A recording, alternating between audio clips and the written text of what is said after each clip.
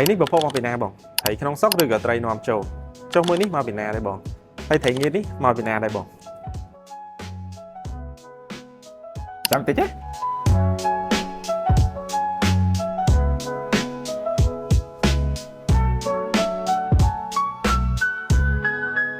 នេះគឺជាដំណោះស្រាយប្រព័ន្ធកេតដានតវ៉ាន់ TQR អនុញ្ញាតឲ្យយើង scan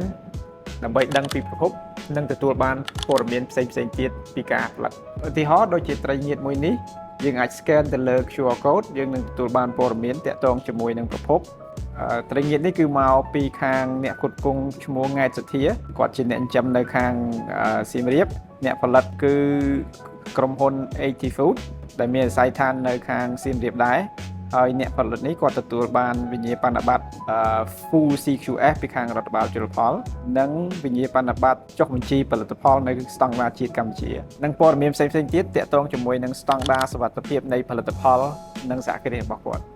បងប្អូនអតិថិជនដែលត្រូវការផលិតផលដែលមានព័ត៌មានពីប្រភពនិងស្តង់ដារនៃការផលិតច្បាស់លាស់អាចអញ្ជើញមកដល់បាន